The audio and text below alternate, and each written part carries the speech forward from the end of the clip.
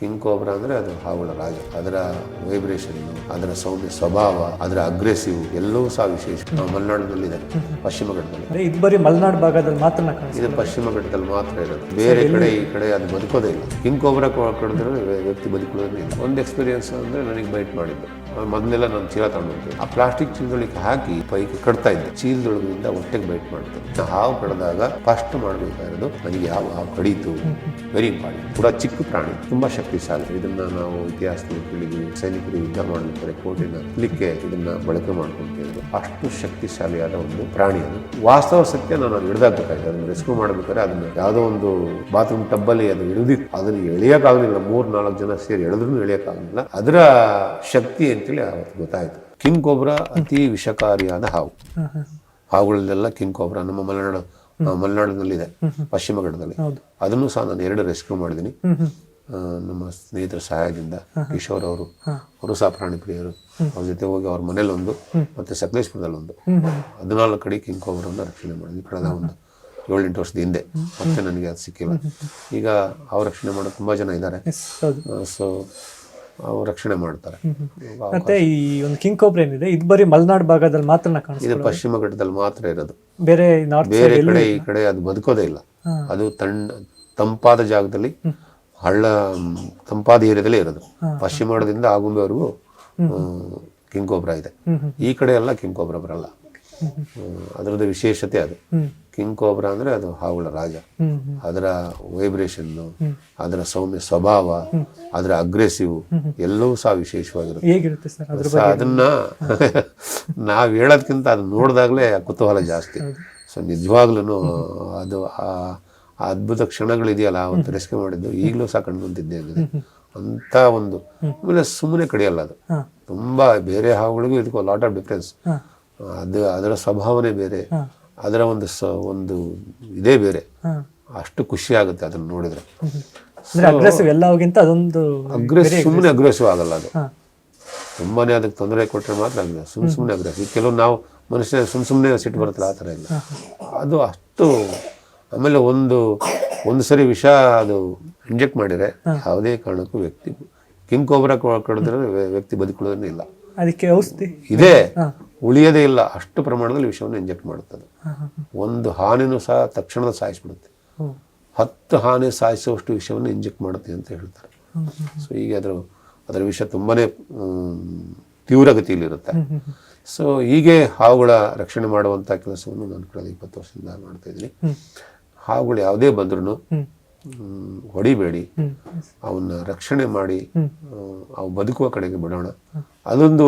ಒಂದು ಸಿಸ್ಟಮ್ ಇದೆ, ಒಂದು ನೇಚರಲ್ಲಿ. ಯಾವ ವ್ಯಕ್ತಿ ನಮ್ಮನೆ ಅಂತ ಬದುಕ್ತೀವಿ, ಅದೇ ರೀತಿ ಅವು ಸಹ ಒಂದು ಪರಿಸರದಲ್ಲಿ ಬದುಕ್ತವೆ. ಅದರದ್ದೇ ಆದ ಒಂದು ಟೆರಿಟರಿ ಏರಿಯಾ ಇದೆ, ಅಲ್ಲೇ ಬದುಕಬೇಕದು. ಹೊರಗಡೆ ನಾವು ಈಗ ಇಲ್ಲಿ ಯಾವುದೋ ಒಂದು ನಾಯಿ, ಬೀದಿ ನಾಯಿ ಇದ್ರೆ ಬೇರೆ ಬೀದಿಗೆ ಹೋದ್ರೆ ಯಾಕೆ ಬಗಳುತ್ತೋ, ಅದೇ ರೀತಿ ಪ್ರಾಣಿಗಳಲ್ಲೂ ಸಹ ಅದು ಬೇರೆ ಕಡೆ ಬಿಟ್ಟಾಗ ಅದು ಬೇರೆ ಪ್ರಾಣಿಗಳು ಅದನ್ನ ಅಟ್ಯಾಕ್ ಮಾಡುವಂತ ಸಂಭವ ಇರುತ್ತೆ. ಅದರಿಂದ ಯಾವುದೇ ಹಾವುಗಳನ್ನ ಅವು ಉಳ್ಕೊಳ್ಳುವಂತ ಸ್ಥಳ ಕಡೆಗೆ ಬಿಡಬೇಕು. ಅವು ಬದುಕಬೇಕು, ಬೇರೆಯವರಿಗೂ ತೊಂದರೆ ಆಗಬಾರ್ದು. ಹೀಗೆ ನಾನು ಈ ವೃತ್ತಿಯನ್ನು ಮಾಡ್ತಾ ಇದ್ದೀನಿ, ಈ ಸೇವೆಯನ್ನು ಮಾಡ್ತಾ ಇದ್ದೀನಿ. ಆಮೇಲೆ ಹಾವುಗಳನ್ನ ರಕ್ಷಣೆ ಮಾಡುವ ಕೆಲಸವನ್ನು ನಿರಂತರ ಮಾಡ್ತಿದ್ದೀನಿ, ಮುಂದೂ ಸಹ ಮಾಡ್ತೀನಿ ನಾನು ಇರೋವರೆಗೂ.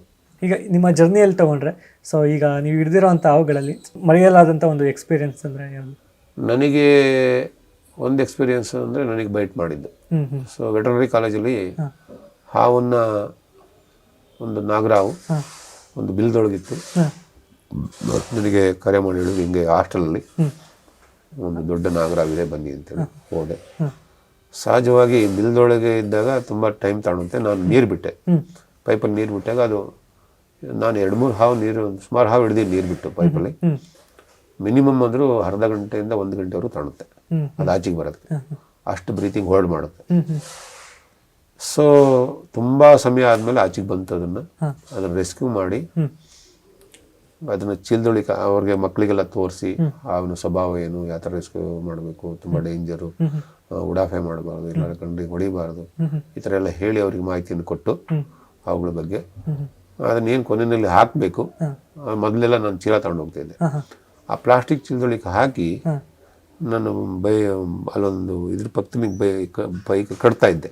ದಾರವನ್ನು ಕಟ್ಟಬೇಕಾದ್ರೆ ಚೀಲದೊಳಗಿಂದ ಹೊಟ್ಟೆಗೆ ಬೈಟ್ ಮಾಡ್ತದೆ. ಚೀಲದ ಮೇಲಿಂದನೇ? ಚೀಲದ ಒಳಗಡೆಯಿಂದ, ಹಾಂ ಹಾಂ, ಮೇಲೆ ಅಲ್ಲ, ಒಳಗಡೆಯಿಂದ. ಚೀಲದ ಒಳಗಡೆಯಿಂದಲೇ ಹೊಟ್ಟೆಗೆ ಬೈಟ್ ಮಾಡೋದು. ಅದು ಸಿಂಗಲ್ ಬೈಟ್ ಆಗಿದ್ದು. ಡಬಲ್ ಟೀತ್ ಆಗಿದ್ರೆ ನನಗೆ ಇನ್ನೂ ಸೀವಿಯರ್ ಅಟ್ಯಾಕ್ ಆಗೋದು. ವಿಶೇಷವಾಗಿ ಹೊಟ್ಟೆ ಕಡಿದ್ರೆ ಏನು ಫಸ್ಟ್ ಏಡ್ ಮಾಡೋಕ್ಕಾಗಲ್ಲ. ಕೈಗೆ ಏನು ಮಾಡ್ಬೋದು, ಫಸ್ಟ್ ಏಡ್ ಮಾಡ್ಬೋದು. ಹೊಟ್ಟೆ ಕಡಿದ್ರೆ ತುಂಬ ಕಷ್ಟ. ಅದು ಸಿಂಗಲ್ ಬೈಟ್ ಆಗಿದ್ದೆ ನನಗೆ ಏನೋ ಭಗವಂತನ ಪುಣ್ಯ. ತಕ್ಷಣಕ್ಕೆ ಹಾಸ್ಪಿಟ್ಲಿಗೆ ಹೋಗಿ ಆಂಟಿವೆನಮ್ ತಗೊಂಡು ಒಂದು 2 ದಿವಸ ನಾನು ಹಾಸ್ಪಿಟಲ್ ಇದ್ದೆ. ನಂತರ ಮನೆಗೆ ಬಂದಮೇಲೆ 1 ತಿಂಗಳು ಅದು ಟೈಮ್ ತಗೊಂಡು ಹುಷಾರಾಗುತ್ತೆ. ನನ್ನ ಹೊಟ್ಟೆ ಭಾಗ ಒಂದು ಈ ಕಡೆ ಪೋಷರ್ ಪೂರ್ತಿ ಕಲ್ಲಾಗಿತ್ತು, ಕಲ್ಲು ಟೈಪ್ ಒಂದು ಕಲ್ಲು ನನಗೆ ಅಷ್ಟು ಗಟ್ಟಿಯಾಗಿತ್ತು. ಅದ್ರದ್ದು 1 ತಿಂಗಳಾದ್ಮೇಲೆ ಅದು ಒಡೆದು ಪಸ್ಸೆಲ್ಲ ಹಾಸಿಗೆ ಬಂದು ವಾಸಿ ಆಯಿತು. ಅಷ್ಟು ನಾನು ನೈಟ್ ಮನಗಿದ್ದೆ. ಅದು ನೈಟು ಓಪನ್ ಆಗಿ ಎಲ್ಲ ಒದ್ದೆ ಆಗಿತ್ತು ಪೂರ್ತಿ. ಬಸ್ ಒಳಗಡೆ ನೀರಿನಂಗೆ ತುಂಬಿದ್ದ ಅದ್ರ ವಿಷಯದೆಲ್ಲ ಆಚೆಗೆ ಬಂದು ಒಳ್ಳೆ ಗುಣ ಆಯಿತು. ಅದೊಂದು ನನಗೆ ಒಂದು ಘಟನೆ. ಆಮೇಲೆ ಸಕಲೇಶ್ಪುರದಲ್ಲಿ ನೈಟು 11 ಗಂಟೆ ರಾತ್ರಿನಲ್ಲಿ ಒಂದು ಕಿಂಗ್ ಕೋಬ್ರಾವನ್ನ ನಾನು ರೆಸ್ಕ್ಯೂ ಮಾಡಿದ್ದು. ಅಂದ್ರೆ ನಿಮ್ಗೆ ಟೈಮಿಂಗ್ ಅಂತ ಇಲ್ಲ? ನೋ, ಸಹಜವಾಗಿ ನಾ ಸಿಟಿನಲ್ಲೇ ಆದರೆ 24/7 ಸರ್ವಿಸ್ ಮಾಡ್ತೀನಿ. ಹೊರಗಡೆ ಆದರೆ ಹೋಗಲ್ಲ. ಏನಾರು ತುಂಬ ಸೀವಿಯರು ಹೋಗಲೇಬೇಕು ಅಂದರೆ ಏನಾದ್ರು ವೆಹಿಕಲ್ ಕರ್ಕೊಂಡು ಹೋದರೆ ಮಾತ್ರ ಹೋಗ್ತೀನಿ, ನಾನಾಗೆ ಹೋಗಲ್ಲ. ಹಾಸನ ಸುತ್ತ ಸರೌಂಡಿಂಗ್ ಆದರೆ ರಾತ್ರಿ ಆದರೂ ಕರೆದ್ರೂ ಸಹ ಹೋಗಿ ರೆಸ್ಕ್ಯೂ ಮಾಡಿದ್ವಿ. ಎಷ್ಟೋ ಹಾವುಗಳನ್ನು ಹಿಡಿದ್ರು ನೈಟ್ ಎಲ್ಲ, ನೋ ಟೈಮಿಂಗ್ಸ್. ಸೊ ಹೊರಗಡೆ ಆದರೆ ಹೋಗಲ್ಲ. ಹಾಸನ ಡಿಸ್ಟಿಕ್ಕಲ್ಲಿ ಸಕಲೇಶ್ಪುರ, ಹಳೇಬೀಡು, ಬೇಲೂರು, ಹೊಳೆನರಸೀಪುರ, ಚನ್ನಪಟ್ಟಣ ಎಲ್ಲ ಕಡೆನೂ ರೆಸ್ಕ್ಯೂ ಮಾಡಿದ್ದೀನಿ. ಕರೆ ಬರುತ್ತೆ. ಜಸ್ಟ್ ಡಯಲ್ ಕರೆ ಮಾಡಿದರೆ ನನಗೆ ಆ ರೆಸ್ಕ್ಯೂ ಜಸ್ಟ್ ಡಯಲ್ ಮಾಡಿದ್ರೆ ಆ ರೆಸ್ಕ್ಯೂ ಯಾರು ನನ್ನ ನಂಬರ್ ಕೊಡ್ತಾರೆ. ನಾನು ಅವ್ರನ್ನ ಕಾಂಟ್ಯಾಕ್ಟ್ ಮಾಡಿ ನನ್ನ ನಂಬರ್ ಕೊಟ್ಟು ಹೋಗ್ತೀನಿ. ಹೀಗೆ ಹಾಸನ ಡಿಸ್ಟಿಕ್ಕಲ್ಲಿ ಇದುವರೆಗೂ ಒಂದು ಹಾವುಗಳ ರಕ್ಷಣೆ ಮಾಡುವಂಥ ಕೆಲಸವನ್ನು ಮಾಡ್ತಾ ಇದ್ದೀನಿ. ಮತ್ತು ಹಾವುಗಳಂತ ಬಂದರೆ ಅಪರೂಪದ ಹಾವುಗಳು ಅಂತ ನೋಡಿದಾಗೆ ಇದರಲ್ಲಿ ಅದೇ ನಾನು ಹೇಳಿದಾಗೆ 4-5 ಜಾತಿಯ ವಿಷಕಾರಿ ಹಾವು, ಇನ್ನೆಲ್ಲವೂ ನಾನ್ ಪಾಯ್ಸನ್. ಈ ಅಪರೂಪದ್ದು ಅಂತ ಏನಿಲ್ಲ. ಕಿಂಗ್ ಕೋಬ್ರಾ ವಿಶೇಷ. ಸ್ಪೆಕ್ಟಿಕಲ್ ಕೋಬ್ರಾ ಅದರದ ವಿಶೇಷತೆ ಬೇರೆ. ಕಾಮನ್ ಕ್ರೇಟ್ ಅದು ಇನ್ನು ಡೇಂಜರ್. ಈಗ ಈ ಹಾವುಗಳಲ್ಲಿ ಕಡಿದಿದ್ದು ಹಲ್ಲು ನಾಟುತ್ತೆ. ಕಾಮನ್ ಕ್ರೇಟಲ್ಲಿ ಕಡಿದ್ರೆ ಗೊತ್ತೇ ಆಗಲ್ಲ. ಅದು ಒಂದು ಸೊಳ್ಳೆ ಕಚ್ಚಿದಾಗ ರಕ್ತನೂ ಸಹ ಆಚೆಗೆ ಬರಲ್ಲ. ಈಗ ಬೇರೆ ಹಾವು ನಾಟಿದ್ರೆ 2 ರಕ್ತ ಆಚೆಗೆ ಬರುತ್ತೆ, ಬೈಟ್ ಆಗಿದೆ ಅಂತ ಗೊತ್ತಾಗುತ್ತೆ. ಕಾಮನ್ ಕ್ರೇಟ್ ಕಚ್ಚಿದ್ರೆ ಗೊತ್ತೇ ಆಗಲ್ಲ, ವ್ಯಕ್ತಿ ಪ್ರಾಣನೇ ಕಳ್ಕೊಂತಾನೆ. ಅಷ್ಟು ತೀವ್ರಗತಿಯ ವಿಷ, ಡೇಂಜರ್. ಅದು ಬ್ಲ್ಯಾಕ್ ಇರುತ್ತೆ, ವೈಟ್ ಪಟ್ಟೆ ಇರುತ್ತೆ, ಇನ್ನೂ ಡೇಂಜರ್. ಅದ್ರದ್ದು ಹಲ್ಲುಗಳು ತುಂಬ ಪಾಯಿಂಟ್ ಇರುತ್ತೆ, ಅಷ್ಟು ಸೂಕ್ಷ್ಮ ಅದಲ್ಲ. ಅದೊಂದು ವಿಶೇಷತೆ. ಹೀಗೆ ಹಾವುಗಳಲ್ಲಿ ಅವ್ರದ್ದೇ ಆದ ಆಫ್ರಿಕನ್ ಕಾಡುಗಳೆಲ್ಲ ಬ್ಲ್ಯಾಕ್ ಮಾಂಬಾ ಇದೆ, ಬೇರೆ ಬೇರೆ ಸ್ಪೆಕ್ಟಿಕಲ್ ಕೋಬ್ರಾ ಇದೆ. ಹೀಗೆ ಹಾವುಗಳಲ್ಲಿ ವಿಷಕಾರಿ 3000 ಹಾವುಗಳ ಜಾತಿ ಇದೆ. ಅದರಲ್ಲಿ 300 ಜಾತಿ ವಿಷಕಾರಿ ಹಾವುಗಳಿದೆ ಅಂತ ಅಧ್ಯಯನದಲ್ಲಿ ಹೇಳ್ತಾರೆ. ಭಾರತದಲ್ಲಿ ಎಷ್ಟಿರ್ಬೋದು? ಭಾರತದಲ್ಲಿ 270 ಜಾತಿ ಹಾವುಗಳಿದೆ. ಅದರಲ್ಲಿ ಒಂದು 5 ಜಾತಿ ಹಾವುಗಳು ಮಾತ್ರ ವಿಷಕಾರಿ, 5-6 ಜಾತಿ. ಅದರಲ್ಲಿ ಬೇರೆ ಬೇರೆ ಸ್ವಲ್ಪ ಪ್ರಭೇದ ಚೇಂಜ್ ಇದೆ. ಉರಿ ಮಂಡಲ, ಕಟ್ಟು ಮಂಡಲ, ಸ್ವಲ್ಪ ಪ್ರಭೇದ. ಮಂಡಳ ಅಂತ ಬಂದ್ರೆ ಸೊ ಅದ್ರ ಬಗ್ಗೆ ಹೇಳಿದ್ರೆ ಅದಕ್ಕೆ ವಿಷ ಇಲ್ಲ ಅಂತ ಹೇಳ್ತಾರೆ. ಇಲ್ಲ, ಮಂಡಲ ವಿಷಕಾರಿ ಹಾವನೆ. ಅದಕ್ಕೆ ಕಡಿದ್ರೆ ಅದಕ್ಕೆ ಟ್ರೀಟ್ಮೆಂಟ್ ಇಲ್ಲ ಅಂತ? ಇಲ್ಲ, ಎಲ್ಲ ಹಾವುಗಳು ಟ್ರೀಟ್ಮೆಂಟ್ ಇದೆ. ಬಟ್ ಅದನ್ನೇ ಹಾವನ್ನು ಐಡೆಂಟಿಫೈ ಮಾಡಿ ಇಂಥ ಹಾವು ಕಡೀತು ಅಂತೇಳಿ ಹಾಸ್ಪಿಟಲ್ ಹೇಳಬೇಕು, ಚಿಕಿತ್ಸೆಗೆ ಅನುಕೂಲ ಆಗುತ್ತೆ. ಎಷ್ಟೋ ಸರಿ ಹಾವು ಕಡಿದಿರೋದು ಯಾವುದು ಅಂತ ಗೊತ್ತಿಲ್ಲ, ರಾಂಗ್ ಟ್ರೀಟ್ಮೆಂಟ್ ಆಗೂ ಸಹ ವ್ಯಕ್ತಿ ಪ್ರಾಣ ಹೋಗಿರೋದು ಉಂಟು. ಈಗ ನಾನ್ ಪಾಯ್ಸನ್ ಕಡಿದಿರುತ್ತೆ, ಇಂಜೆಕ್ಷನ್ ಆಂಟಿವೆನಮ್ ಕೊಟ್ಟಾಗ ಅದು ರಾಂಗ್ ಆಗುತ್ತೆ, ವಿಷ ಮತ್ತೇನೋ ಪರಿಣಾಮ ಆಗಿ ಪ್ರಾಣ ಹೋಗಿರೋದುಂಟು, ಲೇಟ್ ಆಗಿ ಹೋಗಿ ಪ್ರಾಣ ಹೋಗಿರೋದುಂಟು. ಹೀಗೆ ಅನೇಕ ಘಟನೆಗಳಾಗಿರುತ್ತೆ. ಸೊ ಅದಕ್ಕೆ ಹಾವು ಕಡಿದಾಗ ಫಸ್ಟ್ ಮಾಡಬೇಕಾಗಿರೋದು ನನಗೆ ಯಾವ ಹಾವು ಕಡೀತು, ವೆರಿ ಇಂಪಾರ್ಟೆಂಟ್. ನಾನ್ ಪಾಯ್ಸನ್ ಆದ್ರೆ ಹಾಸ್ಪಿಟ್ಲಿಗೆ ಅವಶ್ಯಕತೆ ಇಲ್ಲ, ಹೆದರಬಾರ್ದು ಅಷ್ಟೇ. ವಿಷಕಾರಿ ಹಾವು ಕಡಿದ್ರೂ ಹೆದರಬಾರ್ದು, ಧೈರ್ಯ ಇದ್ರೆ ಸರ್ವೈವಲ್. ಈಗ ನಾನ್ ಪಾಯ್ಸನಸ್ಗೆ ಯಾವ್ದಾದ್ರು ಬರುತ್ತೆ ಸರ್? ಈಗ ಒಂದು ಕೆರೆ ಹಾವು ಅಂತ ಹೇಳಿದ್ರಿ. ಕೆರೆ ಹಾವು, ಹಸಿರು ಹಾವು, ಶಾಂಡ್ಬವ, ಆಮೇಲೆ ತೋಳಮೂತಿ ಹಾವು, ಇನ್ನು ಅನೇಕ ಜಾತಿಗಳಿದೆ. ಈಗ ಆಮೇಲೆ ನೀರಲ್ಲಿರುತ್ತಲ್ಲ ನೀರು ಹಾವು, ಹೀಗೆ ಅನೇಕ ಜಾತಿಗಳಿದೆ. ಅದರಲ್ಲಿ ನಾನು ಇಲ್ಲಿ ಹೆಚ್ಚು ಕಡಿಮೆ ಒಂದು 10 ಜಾತಿ ಹಾವುಗಳು ನನ್ನ ಈ ಪ್ರದೇಶದಲ್ಲಿ ನೋಡೋದು. ಟ್ರೀಕ್ ಸ್ನೇಕು, ಅದು ಸಹ ನಾನ್ ಪಾಯ್ಸನ್ನು. ಹ್ಮ್ ಹ್ಮ್ ಈಗ ಅನೇಕ ಜಾತಿ ಹಾವುಗಳಿದೆ. ಅದು ಒಂದು ಪಾಯ್ಸನ್ ಹಾವು ಬಂದ್ಬಿಟ್ಟು ಒಂದು ಜಾಕಬ್ಸನ್ ಅಂತ ಒಂದು ಗ್ರಂಥಿ ಇದೆ. ಹಾ ಅದು ತನ್ನ ಆಹಾರ ಹುಡುಕ್ತಾ ಬರುತ್ತೆ. ಹಾ ಅದು ನಾಲಿಗೆ ಹಿಂಗಾಡುತ್ತಲ್ಲ, ಅದು ಸ್ಮೆಲ್ಲಿಗೆ. ಸ್ಮೆಲ್. ಅದು ಜಾಕಬ್ಸನ್ ಗ್ರಂಥಿಯಿಂದ ಇಂಥ ಕಡೆ ನನಗೆ ಬೇಟೆ ಇದೆ ಅಂತೇಳಿ ಅದು ಗ್ರಹಿಸಿ ಬರೋ ಅಂಥದ್ದು. ಸಹಜವಾಗಿ ಹಾವುಗಳು ರಾತ್ರಿ ಟೈಮಿಂದಲೇ ಹೆಚ್ಚು ಆಹಾರ ಹುಡುಕಿ ಬರೋ ಅಂಥದ್ದು ಸಾಮಾನ್ಯವಾಗಿ. ಇಲ್ಲ ರೈತರಿಗೆ ಹೊಲಗಳಲ್ಲಿ ಕೆಲಸ ಮಾಡ್ಬೇಕಾದ್ರೆ ಈ ಥರ ಘಟನೆಗಳಾಗಿರೋದು. ಈಗ ಅವುಗಳ ಒಂದು ಸಂತತಿ ಇರುತ್ತೆ, ಅವರ ರಕ್ಷಣೆ ಮಾಡಬೇಕು. ಇದು ನಮ್ಮ ಮನುಷ್ಯನ ಜವಾಬ್ದಾರಿ. ಆ ಒಂದೇ ಅಲ್ಲ, ಎಲ್ಲ ಪ್ರಾಣಿಗಳನ್ನು. ಈಗ ಪಶ್ಚಿಮ ಘಟ್ಟದಲ್ಲಿ ಆನೆಗಳ ಸಾವು ಯಥೇಚ್ಛವಾಗ್ತಾ ಇದೆ. ನಮ್ಮ ಈ ಅರಣ್ಯ ಪ್ರದೇಶದಲ್ಲಿ ಚಿರತೆ ಗಲಾಟಿ, ಆಮೇಲೆ ಕರಡಿ ಅಂದ ಅಟ್ಯಾಕು, ಇವನ್ನೆಲ್ಲ ತಡಿಲಿಕ್ಕೆ ನಾವು ಪರಿಸರವನ್ನು ದಿನೇ ದಿನೇ ಹಾಳು ಮಾಡ್ತಾ ಇದ್ದೀವಿ. ಈ ಕರಡಿ ಅಂತ ಬಂದ್ರೆ ನಮ್ಮ ಹಾಸನದಲ್ಲಿ ಯಾವ ಭಾಗ? ಅರಸೀಕೆರೆ ಭಾಗದಲ್ಲಿ ಕರಡಿ ಜಾಸ್ತಿ. ಈಗಲೂ ಇದೆ ಕರಡಿ. ಅರನಾಡು ಕುರ್ಚಿಲ ಬೆಟ್ಟದಲ್ಲಿ, ಆಮೇಲೆ ಈಗ ಚಿರತೆ ಅವಳಿ ಕಡೆ ಎಲ್ಲ ಇದೆ. ಸೊ ಅದಕ್ಕೆಲ್ಲ ಕಾರಣ ನಮ್ಮಲ್ಲಿ ಇಲ್ಲಿ ಅರನಾಡ ಪ್ರದೇಶದಲ್ಲಿ ಇದ್ದಂಥ ಸಣ್ಣ ಸಣ್ಣ ಕಾಡುಗಳೇನಿತ್ತು, ಗುಡ್ಡಬೆಡ್ಡಗಳು, ಅದೆಲ್ಲ ಈಗ ಪರಿವರ್ತನೆಯಾಗಿ ಜಮೀನು ಮಾಡಿದ್ದಾರೆ. ಅವು ನೆಲೆ ನಿಲ್ಲೋದಕ್ಕೆ ಜಾಗನೇ ಇಲ್ಲ. ಅವು ಹಳ್ಳಿಗೆ ಬಂದೇ ಬರ್ತವೆ, ಆಹಾರ ಹುಡ್ಕೊಂಡು ಬರ್ತವೆ. ಹೀಗಾಗಿ ಮನುಷ್ಯನಿಗೆ ತೊಂದರೆ ಆಗ್ತಾ ಇದೆ. ದಯವಿಟ್ಟು ಇದಕ್ಕೆ ಸಂಬಂಧಪಟ್ಟಂಗೆ ಅರಣ್ಯ ಇಲಾಖೆ ಇರ್ಬೋದು, ಮನುಷ್ಯ ಇರ್ಬೋದು, ಅವ್ರ ಜಾಗವನ್ನಾರು ಸುರಕ್ಷಿತವಾಗಿ ಬಿಟ್ಟು ಅವು 4 ದಿನ ಬದುಕಲಿ, ಅವ್ರಿಗೂ ಜಾಗವನ್ನು ಕೊಡುವಂಥ ಕೆಲಸವನ್ನು ನಾವು ಮಾಡಬೇಕಾಗಿದೆ. ಮನುಷ್ಯನಿಗೆ ಎಷ್ಟಿದ್ರೂ ಅವನು ತೃಪ್ತಿಪಡಿಸ ಸಾಧ್ಯ ಇಲ್ಲ. ಹಾಗಾಗಿ ಪರಿಸರ ಇದ್ರೆ ನಾವು ಪರಿಸರವನ್ನು ಉಳಿಸುವಂಥ ಕೆಲಸವನ್ನು ನಾವೆಲ್ಲರೂ ಮಾಡಬೇಕು. ಯಾರೋ ಡಿಪಾರ್ಟ್ಮೆಂಟ್ದು ಯಾರೋ ಒಬ್ಬಂದು ಹೊಣೆ ಅಂತೇಳಿ ಎತ್ತಾಕೋದಲ್ಲ.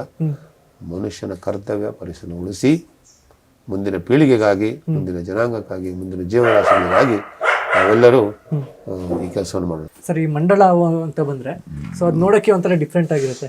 ಸೊ ಅದ್ರ ಬಗ್ಗೆ ಹೇಳೋದು. ಇದುವರೆಗೂ ನಾನು ಹೇಳಿದ ಹಾವುಗಳಲ್ಲಿ ಮಂಡಲದ ಒಂದು ವಿಶೇಷತೆ, ಅದು ಇಚ್ಚಿಂಗ್ ಸೌಂಡ್ ಜಾಸ್ತಿ ಮಾಡುತ್ತೆ. ಇದುವರೆಗೂ ಜನಗಳಲ್ಲಿ ಒಂದು ತಪ್ಪು ಅಭಿಪ್ರಾಯ, ಮಂಡಲದ ಹಾವು ಉಸಿರು ಬಿಟ್ರೆ ಕೊಳೆಯುತ್ತೆ ಅಂತೇಳಿ.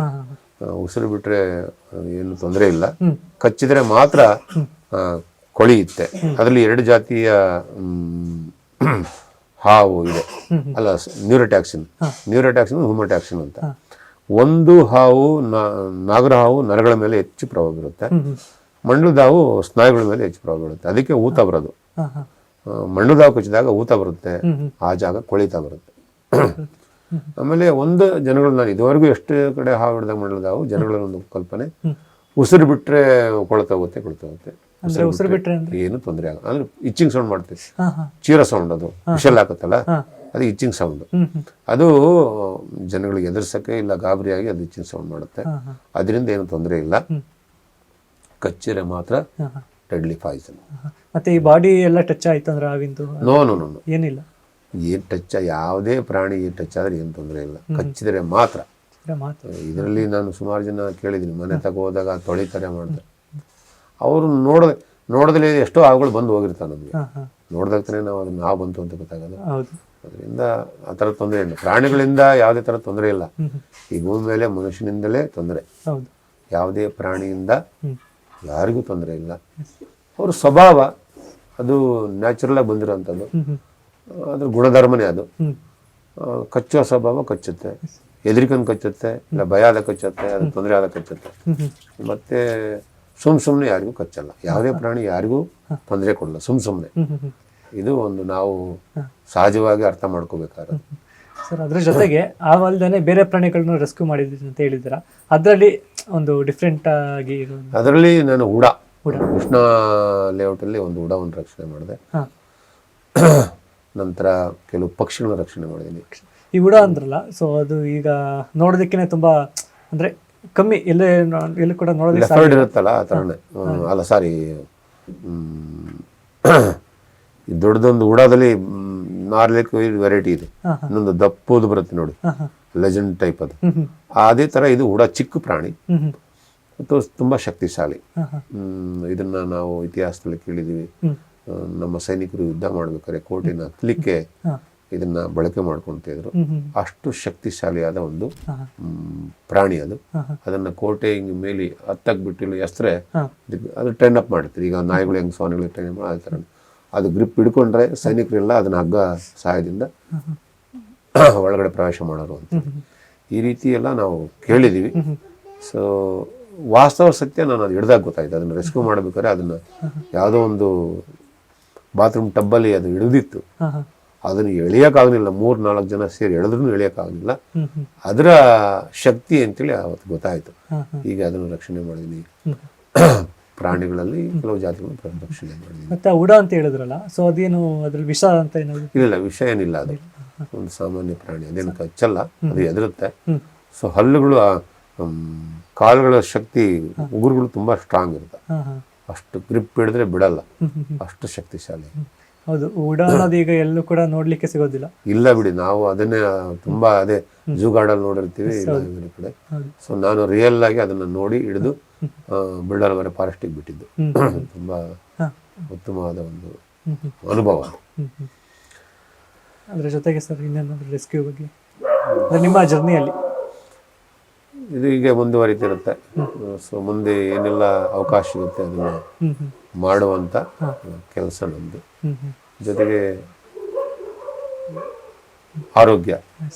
ಆರೋಗ್ಯದ ಬಗ್ಗೆ ಹೆಚ್ಚಿನ ಆದ್ಯತೆಯನ್ನು ಕೊಡಬೇಕು ಜನಗಳಿಗೆ ಅನ್ನೋ ಒಂದು ಆಶಯ. ಯಾರೇ ಶಿಬಿರ ಮಾಡಲಿ ಯೋಗದ ಬಗ್ಗೆ ಅದಕ್ಕೆ ಹೆಚ್ಚಿನ ಆದ್ಯತೆ ಕೊಡ್ತೀವಿ. ಯೋಗದ ಅರಿವನ್ನು ಮೂಡಿಸ್ತೀವಿ. ಯೋಗದಿಂದ ಲಾಭ ಏನು, ಯಾಕೆ ಮಾಡಬೇಕು, ಆಸನ ಯಾಕೆ ಮಾಡಬೇಕು, ಯಾವ ವಯಸ್ಸಿನವರು ಎಷ್ಟು ಪ್ರಮಾಣದಲ್ಲಿ ಮಾಡಬೇಕು, ಮಕ್ಕಳಿಗೆ ಯಾವ ಯೋಗ ಮಾಡಬೇಕು, ಮತ್ತು ಹಿರಿಯರು ಪ್ರಾಣಾಯಾಮವನ್ನು ಯಾಕೆ ಮಾಡಬೇಕು, ಧ್ಯಾನವನ್ನು ಯಾಕೆ ಮಾಡಬೇಕು, ಧ್ಯಾನದಿಂದ ಲಾಭ ಏನು, ನಮ್ಮ ಟ್ರಸ್ಟ್ ಲೆವೆಲ್ ಯಾಕೆ ಕಡಿಮೆ ಆಗುತ್ತೆ, ನಮ್ಮ ಒಂದು ಮನಸ್ಸಿನ ಆಘಾತ ಇರ್ಬೋದು, ವೈಬ್ರೇಷನ್ ಇರ್ಬೋದು, ಭಾರ ಇರ್ಬೋದು, ಇವೆಲ್ಲವೂ ಸಹ ಧ್ಯಾನದಿಂದ, ಪ್ರಾಣಾಯಾಮದಿಂದ ಇನ್ನರ್ ಆರ್ಗನ್ಸ್ ಎಲ್ಲ ಹಿಂಗೆ ಮತ್ತೆ ನವಚೈತನ್ಯ ಶಕ್ತಿಯನ್ನು ಪಡೆಯುತ್ತೆ, ಹೆಂಗೆ ಆಕ್ಟಿವೇಟ್ ಆಗುತ್ತೆ, ಹೆಂಗೆ ರೀಜನರೇಟ್ ಆಗುತ್ತೆ, ಇವೆಲ್ಲವೂ ಸಹ ಯೋಗದ ನಿಯಮದಲ್ಲಿ ನಾವು ನಿರಂತರವಾಗಿ ಸೇವೆಯನ್ನು ಮಾಡ್ತಾ ಮಾಡ್ತಾ ಅನುಭವ ಬರುತ್ತೆ. ಅದು ಹೇಳಬೇಕು ಅಂದರೆ ಖುದ್ದು ಅವನಿಗೆ ಅನುಭವ ಆಗಬೇಕು. ವಾಸ್ತವ ಸತ್ಯ ಏನು ಅಂತ ಗೊತ್ತಾದರೆ ಮಾತ್ರ ಬೇರೆ ಹೇಳಕ್ಕೆ ಸಾಧ್ಯ. ಸುಮ್ಮನೆ ಯಾವುದೋ ಒಂದು ವೇದಿಕೆ ಮೇಲೆ ಭಾಷಣ ಮಾಡ್ಕೊಳ್ಳೋ ಆ ಥರ ಆಗಲ್ಲ. ಯೋಗ ಪ್ರಾಕ್ಟಿಕಲ್. ಥಿಯರಿ ಏನೇ ವಿಷಯ ಇದ್ರೂ ಪ್ರಾಕ್ಟಿಕಲ್ ಆಗಿ ಅನುಭವ ಆದಾಗ ಮಾತ್ರ ನಾವು ಥಿಯರಿಯನ್ನು ಹೇಳಕ್ಕೆ ಸಾಧ್ಯ. ಇದು ಯೋಗದ ಅನುಭವ. ಎಲ್ಲರಿಗೂ ಒಳ್ಳೇದಾಗಲಿ, ಎಲ್ಲರೂ ಆರೋಗ್ಯವಾಗಿರಲಿ, ನಮ್ಮ ದೇಶ ಆರೋಗ್ಯವಂತ ದೇಶ ಆಗಲಿ, ಎಲ್ಲರಿಗೂ ಒಳ್ಳೇದಾಗಲಿ. ಯೋಗ, ನ್ಯಾಚುರೋಪತಿ, ಆಯುರ್ವೇದ, ಸ್ವದೇಶಿ ಇವೆಲ್ಲವೂ ಉಳಿಲಿ. ದೇಶ ಒಂದು ಮುಂದುವರ ದೇಶ ಆಗಲಿ. ಭಾರತ ಇಡೀ ವಿಶ್ವಕ್ಕೆ ಗುರು ಆಗಲಿ. ಜ್ಞಾನದಲ್ಲಿರ್ಬೋದು, ಯಾವುದೇ ಕ್ಷೇತ್ರದಲ್ಲಿರ್ಬೋದು ಅಂತ ಹೇಳಲಿಕ್ಕೆ ಇಷ್ಟಪಡ್ತೀನಿ. ಮತ್ತೆ ಕೊನೆಯದಾಗಿ ಒಂದು ಹಾವು ಹಿಡಿದ್ರಲ್ಲ, ಈಗ ನಾವು ನೋಡ್ದಂಗೆ ಪ್ರಾಕ್ಟಿಕಲ್ ಆಗಿ ನಾವು ನೋಡಿದ್ವಿ. ಸೊ ಹಾವನ್ನ ಯಾವ ಸರ್ ಅದು ಹಿಡಿದ್ರಲ್ಲ? ಅದು ರ್ಯಾಟ್ ಸ್ನೇಕ್, ಕೆರೆ ಹಾವು ಅಂತ ಹೇಳಿ. ಸೊ ನನಗೆ ಸ್ವಸ್ತಿಕ್ ಒಂದು ಕಂಪ್ನಿ ಮಾರ್ಕೆಟಿಂಗ್ ಇದೆ ಹಾಸನದಲ್ಲಿ, ಫೇಮಸ್. ಅವರ ಮನೆಯಲ್ಲಿ ಹಾವಿತ್ತು ಅಂತೇಳಿ ಕರೆ ಬಂತು. ಅಷ್ಟೊತ್ತಿಗೆ ನೀವು ಸಹ ಕರೆ ಮಾಡಿದ್ರಿ, ನಾವಿಬ್ರು ಜೊತೆನೇ ಹೋದ್ವಿ. ಸೊ ಯಾಕೆ ಲೈವ್ ಆಗಿ ಹಿಡಿದು ನೀವು ಸಹ ಅದನ್ನ ವಿಡಿಯೋ ಮಾಡ್ಕೊಂಡ್ರಿ. ಹೀಗೆ ದಿನದಲ್ಲಿ ಇಲ್ಲ ವಾರದಲ್ಲಿ 1-2 ಕರೆ ಇದ್ದೇ ಇರುತ್ತೆ. ಅವ್ರು ರೆಸ್ಕ್ಯೂ ಮಾಡಿಬಿಟ್ಟು ಅವರಿಗೂ ಸಹ ಈ ಅದರ ಹಾವನ್ನ ವಿಚಾರವಾಗಿ ತಿಳಿಸಿ, ಯಾವ ಹಾವು ಅವನು ಹೊಡಿಬೇಡಿ, ರಕ್ಷಣೆ ಮಾಡಿ, ಇದ್ರೆ ಫೋನ್ ಕಾಂಟ್ಯಾಕ್ಟ್ ಮಾಡಿ ತಿಳಿಸಿ. ನಮ್ಮ ಹಾಸನದಲ್ಲಿ ನಮ್ಮ ಎಲ್ಲ ಮಾಧ್ಯಮ ಮಿತ್ರರು ಮತ್ತು ಪೊಲೀಸ್ ಇಲಾಖೆ, ಅರಣ್ಯ ಇಲಾಖೆ ಯಾರಿಗೆ ಫೋನ್ ಮಾಡಿದ್ರು ನಮ್ಮ ನಂಬರನ್ನು ಕೊಡ್ತಾರೆ. ನಮ್ಮ ನಂಬರನ್ನು ಕೊಡ್ತಾರೆ. ಅದಕ್ಕೆ ಹೊರತಾಗಿ ಗೊತ್ತಾಗಲಿಲ್ಲ ಅಂದರೆ ಜಸ್ಟ್ ಡಯಲ್ ಮಾಡಿದ್ರೆ ನನಗೆ ಮಾಧ್ಯಮದ ಮುಖಾಂತರನೂ ಸಹ ಜಸ್ಟ್ ಡಯಲ್ ಏನು ಇದಿದೆ ಅವರು ಸಹ ನಮ್ಮ ನಂಬರನ್ನು ಕೊಡ್ತಾರೆ. ನಾವು ಈ ರೀತಿ ಸೇವೆಯನ್ನು ಮಾಡ್ತಾ ಬಂದಿದ್ದೀವಿ. ಇದೊಂದು ಉತ್ತಮವಾದ ಕೆಲಸ ಅಂತೇಳಿ ನಾನು ಸರ್. ಮತ್ತೆ ಈಗ ಹಾವೆಲ್ಲ ಹಿಡಿತೀರಲ್ಲ, ಅದೆಲ್ಲ ಎಲ್ಲಿ ಬಿಡ್ತೀರಾ ಸರ್? ಅದೇ ಕಾಡು, ಹಳ್ಳ, ಕೆರೆ ಇಂಥ ಕಡೆ ತಗೊಂಡೋಗಿ ಸುರಕ್ಷಿತವಾಗಿ ಬದುಕಬೇಕು ಇಂಥ ಕಡೆ ಮಾಡ್ತೀವಿ. ನಮ್ಮ ತಂದೆ ತಾಯಿ ಅವರು ದೈವಾಧೀನರಾಗಿದ್ದಾರೆ. ಸೊ ಈ ಭಗತ್ ಸಿಂಗ್ ಫುಡ್ ಕೋರ್ಟ್ ಅವರು ಸನ್ಮಾನ ಮಾಡಿದ್ರು. ನಮ್ಮ ಪತಂಜಲಿ ಅವರು ಕೊಟ್ಟಂಥದ್ದು, ಪತಂಜಲಿ ಬಾಬಾ ರಾಮದೇವ್ ಅವರು. ಇದು ಸಹ ನೆನಪಿನ ಕಾಣಿಕೆ. ವಿಶ್ವಯೋಗ ದಿನ ಕೊಟ್ಟಂಥದ್ದು, ಮತ್ತೆ ಪತಂಜಲಿ ಯೋಗ ಸಂಸ್ಥೆ ಕೊಟ್ಟಿದ್ದು. ಇದು ಮೈಸೂರಲ್ಲಿ ಒಂದು ಯೋಗ ಹಾರ್ಟ್ ಆಫ್ ಯೋಗ ಇತ್ತು, ಅಲ್ಲಿ ಕೊಟ್ಟಂಥದ್ದು. ಇದು ಒಂದು ದೇವಸ್ಥಾನದಲ್ಲಿ ಉದ್ಘಾಟನೆಯಲ್ಲಿ ಕೊಟ್ಟಂಥದ್ದು. ಇದು ಶಾಲಿನಿ ಯೋಗರತ್ನ ಪ್ರಶಸ್ತಿ ಚನ್ನ ಅಶೋಕ್ ಅವರು ಕೊಟ್ಟಂಥದ್ದು. ಮತ್ತೆ ಅದನ್ನು ಪತಂಜಲಿದು ಒಂದು ಸೀಲ್ಡ್ ಸ್ವಾತಂತ್ರ್ಯ ದಿನಾಚರಣೆ ದಿನ 75ನೇ ಸ್ವಾತಂತ್ರ್ಯ ದಿನಾಚರಣೆ ಕೊಟ್ಟಂತ ಒಂದು ಪ್ರಶಸ್ತಿ. ಇದು ಸಹ ಅಷ್ಟೇ ಸ್ವಾತಂತ್ರ್ಯ ಅಮೃತ ಮಹೋತ್ಸವದಲ್ಲಿ ಕೊಟ್ಟಂತ ಒಂದು ಪ್ರಶಸ್ತಿ ಇದು. ಮತ್ತೆ ಇಂಜಿನಿಯರ್ ಕಾಲೇಜಲ್ಲಿ ಕೊಟ್ಟಂತ ಒಂದು ಪ್ರಶಸ್ತಿ. ಗೌರ್ಮೆಂಟ್ ಆಫ್ ಇಂಜಿನಿಯರ್ ಕಾಲೇಜಲ್ಲಿ 2ನೇ ಸತಿ ಕೊಟ್ಟಂತ ಮಸ್ಲಿಹರ್ಸಲ್ಲಿ ಅಲ್ಲಿ ಕೊಟ್ಟಿದ್ದು. ಪತಂಜಲಿ ಯೋಗ ಸಂಸ್ಥೆದು. ಇದು JSS ವಿದ್ಯಾಸಂಸ್ಥೆ ಕೊಟ್ಟಂಥದ್ದು. ಆಮೇಲೆ ರಾಷ್ಟ್ರೀಯ ಸೇವಾ ದಳದಿಂದ ವಿಶೇಷ ಯೋಜನೆ ಮಾಡಬೇಕು ಕೊಟ್ಟಂಥದ್ದು. ನಮ್ಮ ದೇಸಾಯರು ಕೊಟ್ಟಂತ ಪ್ರಾಣಿಗಳ ರಕ್ಷಣೆ ಮಾಡಬೇಕಾದ್ರೆ ಕೊಟ್ಟಂಥದ್ದು. ಹೀಗೆ ರಕ್ಷಣೆ ಮಾಡಿರೋ ಫೋಟೋಸ್ ಇಲ್ಲ, ಅವರು ಒಂದು ಅದೇ ಹೋದಾಗ ಫಂಕ್ಷನ್ಗೆ ಹೋದಾಗ ಪ್ರಾಣಿಗಳದ್ದು ಕೊಟ್ಟಿರುವಂಥದ್ದು. ಹೀಗೆ ಎಲ್ಲ ಸಂಘ ಸಂಸ್ಥೆಗಳು ಕರೆದು ನಮ್ಮ ಸೇವೆಯನ್ನು ಒದಗಿಸಿ ಕೊಟ್ಟಿರುವಂತಹ ಪ್ರಶಸ್ತಿಗಳು. ಇದು ಸೈನ್ಯದ ನಿವೃತ್ತ ಯೋಧರಿಗೆ ಕೊಟ್ಟಂತ ನೆನಪಿನ ಕಾಣಿಕೆ. ಇದು ನೀವು ರಿಟೈರ್ಡ್ ಆದ್ಮೇಲೆ ಕೊಟ್ಟಿರೋದು? ಇಲ್ಲಿ ಕಳೆದ ವರ್ಷ ಎಲ್ಲರಿಗೂ ಹಾಸನದಲ್ಲಿ ಯುದ್ಧ ಕಲೆಗಳು ಅಂತ ಒಂದು ಪ್ರೋಗ್ರಾಮ್ ಮಾಡಿ ಕೊಟ್ಟಂತ ಒಂದು ಪ್ರಶಸ್ತಿ.